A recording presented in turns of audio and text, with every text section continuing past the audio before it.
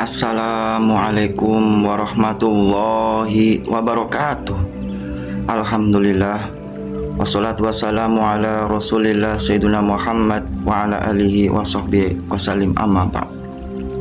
Kawan-kawanku semuanya yang selalu saya cintai, terutama yang selalu setia para pemirsa di channel Ahmad Zaki Sena dalam kajian ilmu tasawuf, jati diri, dan ilmu spiritual.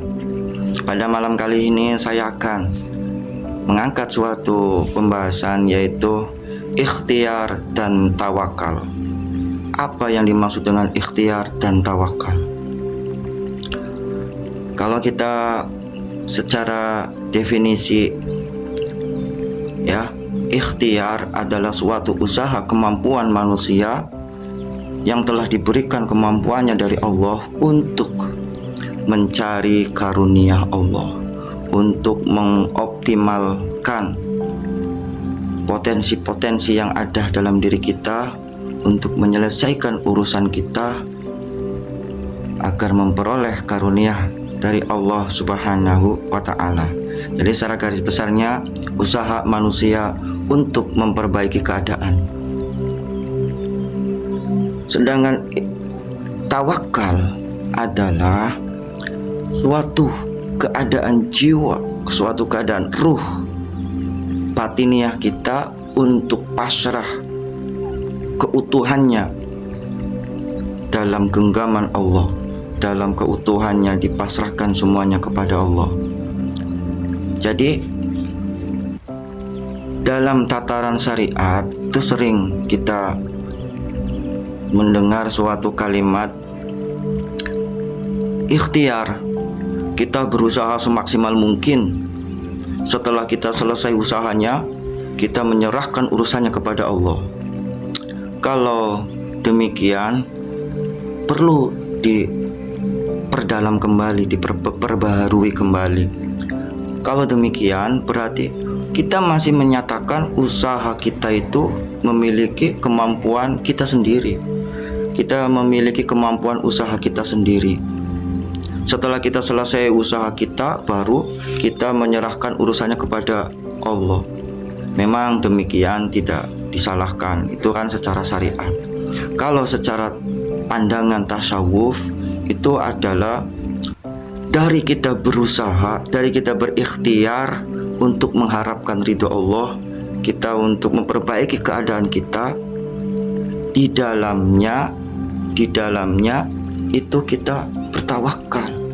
Dari awal kita melangkah, dari awal kita bekerja, di dalamnya itu kita tawakal kepada Allah. Tawakal dengan cara apa?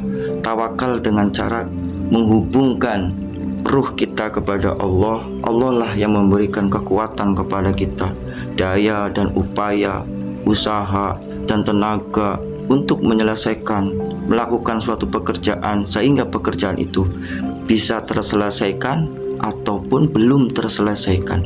Itu dalam tataran tawakal. Hubungan itu dikuatkan, hubungan itu talinya adalah zikrullah, zikir kepada Allah.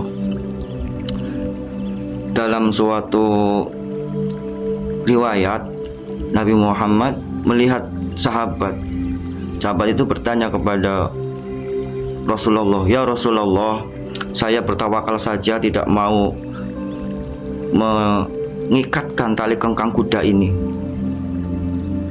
Dijawab oleh Rasulullah, "Wahai sahabatku, engkau talikan dulu tali kengkangnya kepada dahan, kepada pohon, ranting pohon, baru itu benar tawakalmu."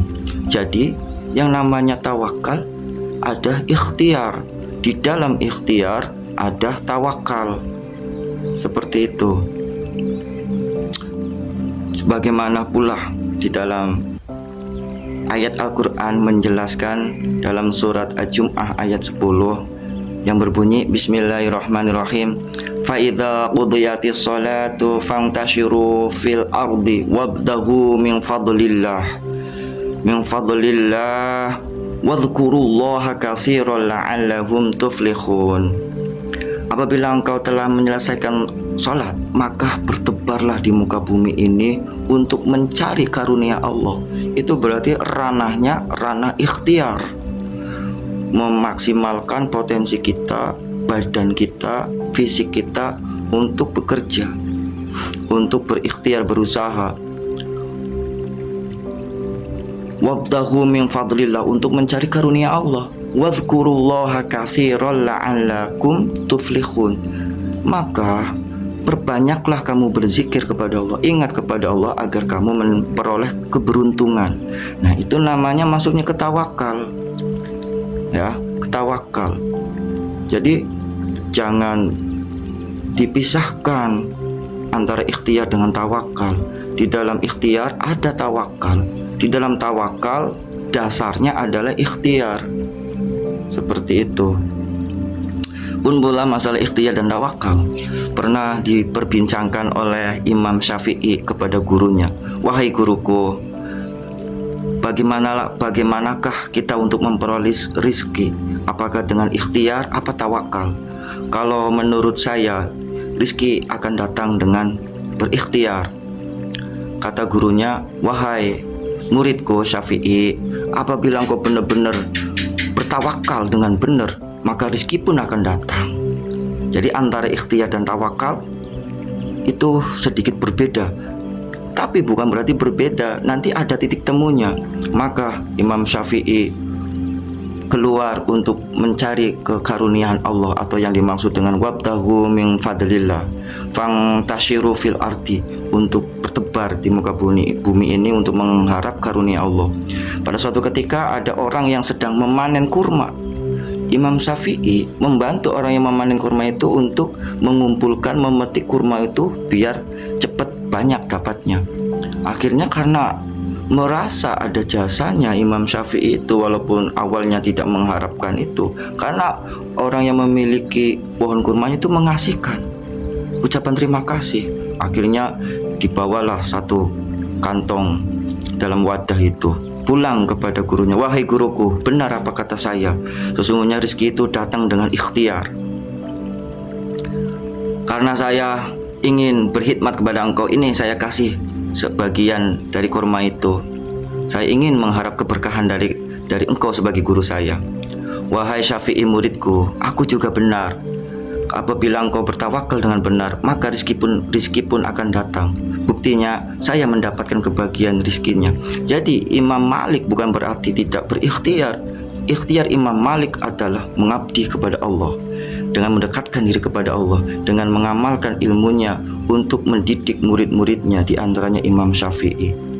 Jadi di dalam ikhtiar haruslah ada tawakal.